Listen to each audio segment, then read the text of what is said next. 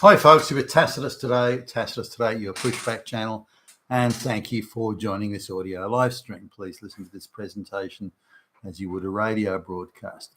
In this essay, I'd like to talk about an important issue where in Australia, important ceremonies have been overrun with Nazis. Nazis have been overrunning them. Oh, everybody shake and shiver. So let's have a little look. The media has breathlessly reported it. Just Googling it, the whole page of stories was all Nazis, Hitler lovers, swastika wavers. And then it was like, whoa, holy fuck. Am I in danger? Can I even go out the front door? So, but let's have a little closer look at it. Self-confessed neo-Nazi, whatever his name was, it's being led away by two female police officers. I wonder if that's stage managed. One of them being barely 5 foot tall, I would imagine.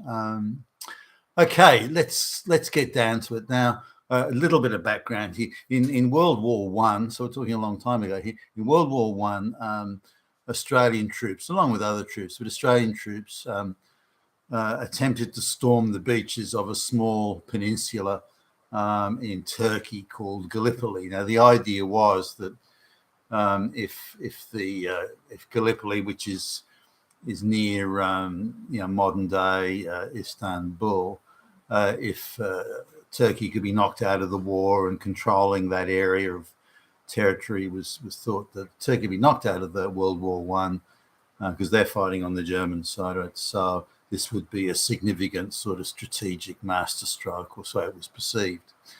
Turns out the Germans had put a very competent general in charge of the area, and he and a local Turkish general responded fairly quickly. Took very heavy casualties, by the way, but responded fairly quickly and prevented the storming of this peninsula from becoming a full-scale invasion. The Australian casualties were very high, and so this was the first engagement in a major war, an international war, a world war. The first engagement significant engagement of Australian troops. So it became it went into folklore, and it was New Zealand troops were also involved. Now, the Australian-New Zealand Army Corps, ANZAC, and it's referred to as the ANZACs. And that day, in 1915, it's referred to as, the Anzac Day, and it's been celebrated pretty much ever since. And so it's celebrated in the dawn service. Everyone gets up just as the first light is coming over the horizon. Everyone gets up to celebrate with much solemnity, by the way, to celebrate this, or commemorate. Celebrate's the wrong word. So it's a remembrance, not a celebration. And it's really become part of Australian folklore. Many young people probably don't even know why it's being done or how it's relevant or anything like that. But nonetheless, the dawn service, the Anzac Day dawn service, is etched into Australian, this Australian psyche and so on. Now, what the government of this particular regional government did is very left-wing, very globalist, very leftist. They decided to precede the Anzac Day ceremony. I think it was the first time ever. And they decided to precede the Anzac Day ceremony. Again, something that's been going on for over 100 years, with much solemnity. They decided to precede it with an Indigenous native welcome to country ceremony and service. I don't know if they advised in advance they were doing this, or how much, or to what extent they advertised this, but it was clearly an attempt by the globalist woke forces to disrupt what is considered to be a white-only remembrance, and I think that was the primary purpose of this. All the lesbians and the angry whatevers would have got around the table. So how can we fuck up the Anzac Day ceremony? I know what we'll do. We'll do an Indigenous welcome to the country. That'll rub their noses in it. Those damn fascist fucking white Nazi Hitlers. So that was the thing, and so there were some people, quite a few people actually there, that as soon as this native welcome to country ceremony began, they started to boo in their disapproval, they'd come to attend the ANZAC Day ceremony, not to be subject to this. Now, okay, no big deal, but then suddenly the police are there and arrests are getting made, and there was a guy arrested who supposedly is a self-confessed neo-Nazi. And this was the story that the media ran with. Nazis arrested. So apparently they're Nazis everywhere. Now, the Nazis are a good go-to. Like if you've got a focus group and you say, okay, what word sort of resonates with you? Murderer. Rapist. Well, you know, armed robbery with shotgun and assault. Okay, kidnapping. Pedophile, not good. You know, Nazi, Nazi. So this is Nazis the go-to. Every focus group will give you Nazi as the key word to gin things up, and this is how they reported it. So let's examine the thing here. Now, how much of this? I guess there's a couple of things to look at. How much of this was a setup? You know, a false flag. How much of it was choreographed and stage managed and prearranged? That's one side. And the other side is we've got an odd situation where a private citizen who, as I understand it, who committed no crime, is arrested and perp marched and frog marched with every mainstream media camera in attendance. I mean, it's amazing how they managed to coordinate this. And is frog mashed off for being a Nazi, neo-Nazi, Nazi. And the word Nazi and neo-Nazi and his best friends are Nazis and all this sort of stuff is every paragraph has got this. And it's well, white supremacist Nazi white supremacist, white Nazi supremacist, and so on. So they go sort of all, full bore on this. So let's look at this guy. Now, this is a guy, as I understand it, who's about 30 years old, who's committed no crime. He doesn't hold public office or political office of any sort. He's not influential, like he's not a rich guy or something. He doesn't own a newspaper or a media outlet. He's got no organisation or anything. I don't know what influence does this guy have? I mean, do we put people on the front page of every fucking media outlet in the country? Is he on that as being a Nazi and Nazis and Nazis? Now, if the guy held political office or he was some rich influential dude or something like that, or he had a following of millions, then you'd say, okay, well, maybe there's something to be said for that. But this guy is an irrelevant nobody. And yet they're featuring on the front page as being the poster boy of Nazis. So what evidence do they have that he's a Nazi?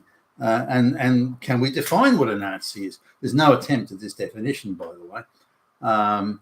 Let's say you want to define a Nazi. Okay, all right, then you're a Nazi. What is it you want to do?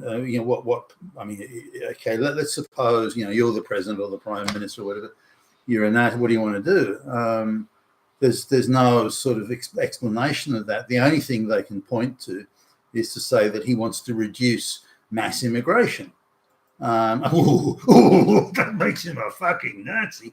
That's it. That appears to be the only thing that identifies him as a Nazi. Now, remember, this is not some column that's buried deep within the bowels of the news. But no, this is front page shit. Okay. So screaming headlines. This is breaking news, says the news anchor with gravel. Says breaking news: Nazis are what? This just one-off guy. So what was his crime, or has he committed a crime? And apparently, wait for this. Now this is going. I mean, sit down and hold on to something. Steady yourself. His crime was he was once believed. Wait for this. He was once believed to have made something that somebody thought was a Nazi salute. Holy fuck. This is the entirety of his criminality. This is it. Believe he may have made a Nazi salute. Fuck me. And of course, he wants to stop mass migration.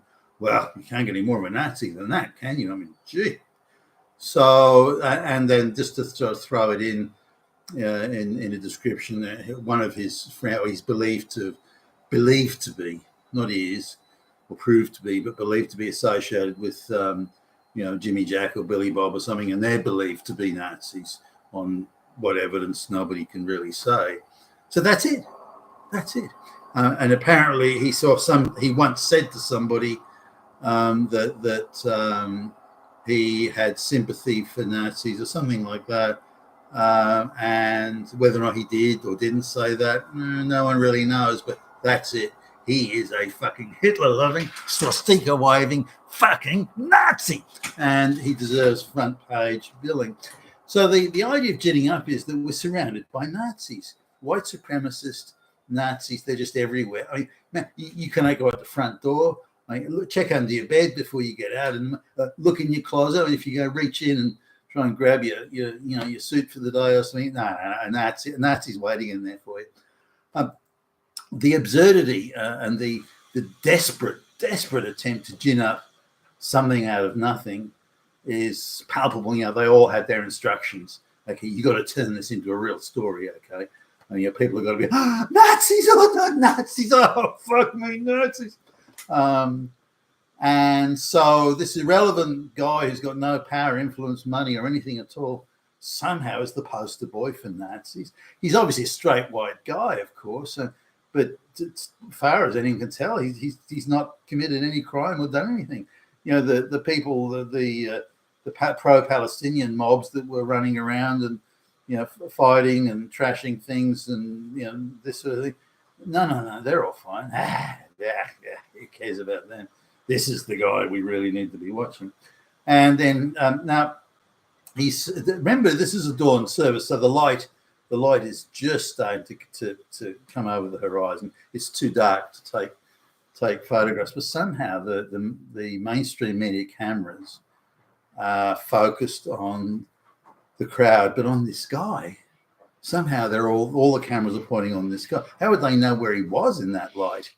How would they know to point their cameras at it? And right on cue, just as their cameras point, a whole group of them around this dude, they all start saying, this is to the indigenous native welcome to the country ceremony that preceded the ANZAC Day ceremony. Remember, people were there to see the ANZAC Day ceremony, not to see this native ceremony bullshit. Was that done deliberately to try and provoke some sort of hostile reaction from the crowd? Probably by the local authorities, so they could then say, look, Nazis. I think that was probably the wider sort of overarching script of it. But somehow all the cameras are focused on this guy, not on the crowd or the section of the crowd. Remember, many thousands have turned up, but on him. This would suggest there's all a setup. So I'm wondering if he's an actor that's being paid to pretend to be a Nazi just so they can run around screaming, look at the Nazis. And it's also rather, there's a federal election coming up in Australia, and I think it's in a week or two's time. And it's going to be a close run thing, and the globalist, the super pro globalist party is, they seem a bit worried that they may not get back, or if they get, they're currently in government, but if they do get back, it'll be by, there might be a minority government or something like that, a hung parliament, where no party actually has a majority. So they seem rather concerned about that, and they need Nazis. They need Nazis to be running around everywhere, swastikas everywhere, and so I would suggest that this is a false flag, an orchestrated, stage-managed piece of theatre, so they can gin up the Nazi thing. Again, the focus groups say that Nazi is the word that comes up that gets the most traction with people. I mean, nobody knows what Nazi means. No one could understand. You say, okay, explain the policies of the Nazis in Germany again. They wouldn't even, they couldn't even get to word one. So they don't even know what a Nazi is. And Nazis now become associated totally with, the only thing that they ever did was engage in mass murder of non-Gentiles. That's kind of the only sort of understanding that's left of the Nazis. So, and the conditions that brought them into being are again, not known. They're not taught in schools anymore. And to what, even as a kid, to what extent they were taught when I was a kid in school, it was a pretty limited view on things. But coming back to this thing, so this guy is then this supposed neo-Nazi is grabbed by the stunning and brave police, who were clearly under instructions. There was just a way too slick and organised. Again, which suggests that the whole thing was stage managed. And then he's perp walked off, and he's facing some sort of a charge of creating a public nuisance or some bullshit charge like that. Why you would bother to have a whole squad of police run in, grab someone out of a crowd, arrest them, and perp walk them off for the cameras for that is a bit beyond me. But anyway, there were all sorts of other people shouting and screaming. Other people at different ANZAC Day ceremonies were shouting, pro-Palestine, thinking, why weren't they arrested? So this guy was arrested. Why weren't people arrested when they were creating a public disturbance with riots, the pro-Palestine riots when on university campuses and in public streets when they had no legal permit? Why weren't they arrested? Well, they weren't. So it's unfortunate this guy is being singled out for booing. Wait for this. The crime is booing while in a crowd. That's the crime, and they're trying to gin up some sort of creating a public disturbance type thing. You've got to be kidding. But all the media is leading with he's a Nazi. So this irrelevant nobody guy, about 30 years old, who's committed no crime, is front page poster boy all over the country as being a Nazi. Ooh. You've been with Tacitus today, your pushback channel, and thank you for listening.